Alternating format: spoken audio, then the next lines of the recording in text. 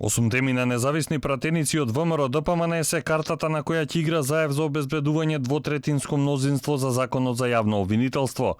Како и за уставните измени, СДСМ има резервен надут доколку неголемата опозицијска партија не ја поддржи предложената верзија. Но и овој пат Заев вели дека поддршката на независните не е безусловна.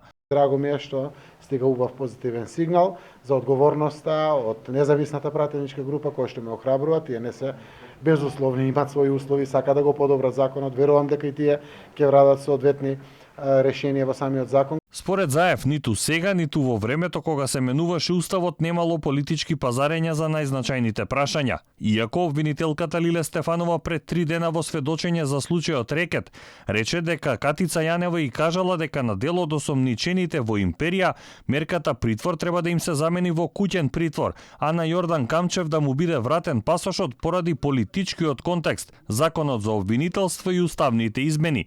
Лидерот на СДСМ смета дека во случајот имало добри намери, односно притворот да се замени со поблаги мерки. Веројатно тоа било и причината, да се каже, во таа констелација, кога секако имало и други мерки на улеснителни, а не притвори, се донеле такви одлуки. Така и го толкувам, не знам како другче да го толкувам.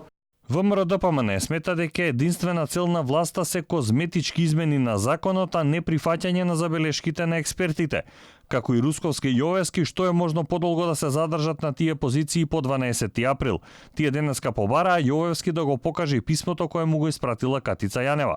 Кога имате притворен јавен обвинител, императивна норма е тој притворен обвинител да се оддалечи од работното место.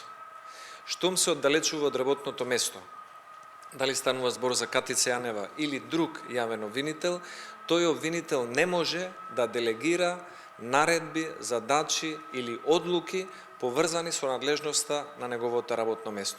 Собранискиот спикер Џафери на средба со новинарите рече дека законот ќе биде ставен на седница кога ќе биде постигнат консензус, не прецизирајќи дали тоа значи со поддршка на ВМРО ДПМН или 80 пратеници по секоја цена. Предпоставка, ако е усогласен текстот од сите политички партии, тоа значи дека сите се согласни да обезбедат соодветно мнозинство кое што е потребно, тоа е двотретинско мнозинство, минимум 80 гласа за. Работните групи утре ќе ги усогласуваат ставовите за законот. Последниот рок до кога овој собраниски состав може да гласа за него е 12 февруари.